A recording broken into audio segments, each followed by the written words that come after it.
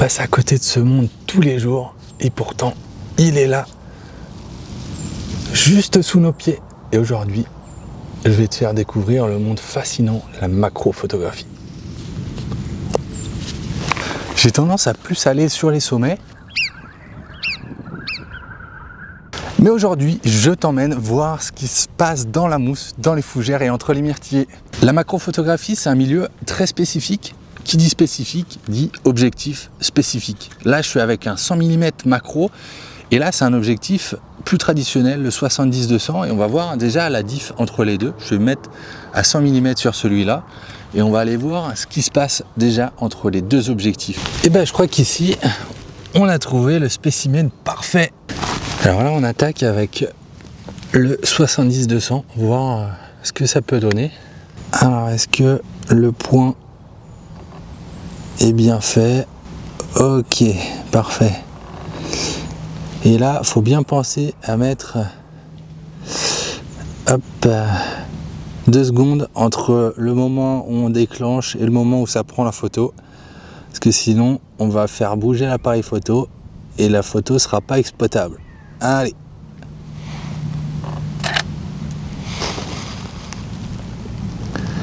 Et ben c'est loin, hein. C'est très très loin.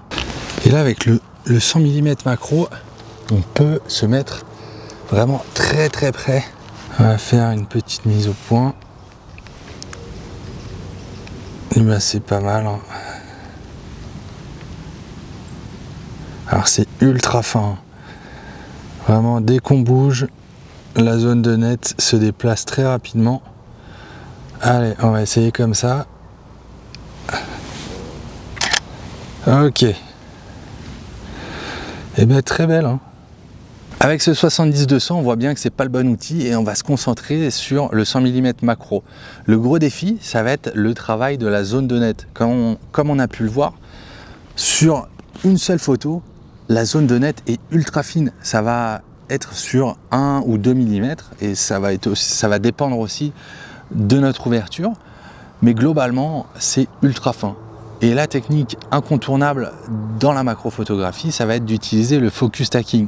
On met le net sur l'avant du sujet et on va peut-être choisir 40 photos. Et sur les 40 photos, à chaque fois, le net va se repousser un petit peu en arrière. Alors là, j'ai changé de boîtier parce qu'il n'avait pas la fonction.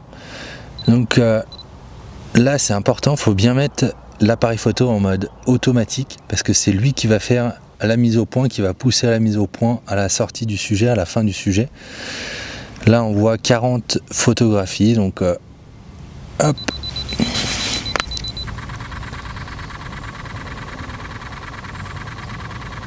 Super. Une fois compilé sur l'ordinateur, on va voir du moins un sujet qui va être bien plus net. Alors je me suis fait une petite lampe qui est un peu plus ciblé parce que si j'éclaire ça comme ça va vraiment pas être précis. Donc je me suis fait une petite boîte en carton très simple et qui va me permettre d'orienter un petit peu cette lumière en fonction de où j'ai envie. Mais c'est quand même assez dur.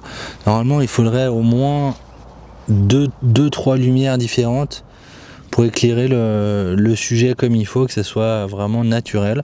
L'arrière-plan est assez sombre et pour le coup, avec cette lumière sur le chapeau, le champignon se détache vraiment de l'arrière-plan. Alors là, j'ai trouvé un petit champignon qui est juste ici, sur le bord d'un chemin.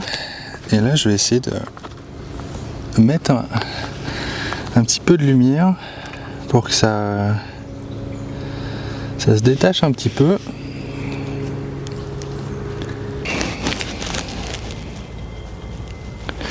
Hop.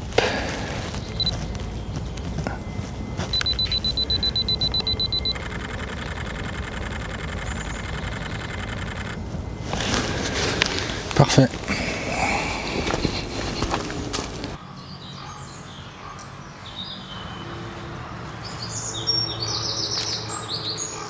Et c'est pas si facile que ça de trouver un sujet qui est dans un beau décor avec un bel arrière-plan.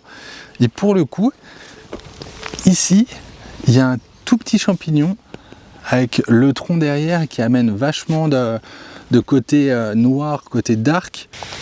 Et ça peut faire vraiment une belle image là. Ça va vraiment se détacher de l'arrière-plan. Ça peut vraiment faire une belle photo. Amener de la lumière un petit peu par le bas comme ça, c'est juste incroyable.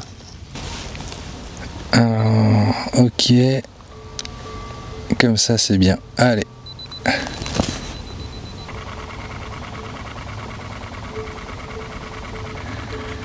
Pour ces photos macro, on a vu que la lumière était un outil primordial. Si on arrivait à bien exposer son sujet, franchement, les photos étaient très très belles. Et moi, avec mes morceaux de carton pliés et scotchés un petit peu à l'arrache, franchement, ça fait le taf. Et pour commencer, je pense qu'on n'a pas besoin d'investir énormément, mis à part un objectif macro. Concernant la vidéo, je voulais voir si c'était possible de faire des vidéos macro, parce qu'en photo, on met son appareil photo sur un trépied, il y a quelques petites techniques à avoir et on peut faire de belles photos. Pour cette partie vidéo, j'ai utilisé un objectif assez particulier que je vais te présenter juste après ces quelques plans. L'idée, c'était de filmer à la main, en slow motion pour stabiliser un petit peu l'image, mais de voir ce qui était possible. Et franchement, avec cet objectif, ça ouvre quand même pas mal de portes et tu vas me dire en commentaire ce que tu en as pensé.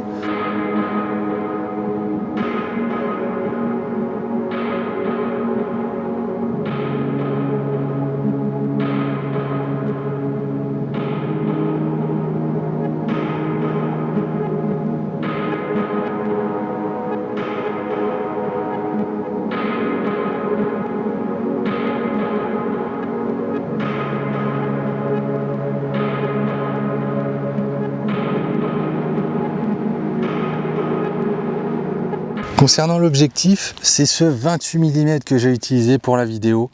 Je ne sais pas si tu connais, il est tout fin, tout allongé et ce qui est bien, c'est qu'on peut aller très proche du sujet. Cette vidéo touche à sa fin, j'espère que ça t'a plu de découvrir cet univers. N'hésite pas à mettre ton commentaire, à liker la vidéo et à t'abonner, comme ça tu pourras suivre mes prochaines vidéos. Profite bien de la nature et on se dit à la prochaine.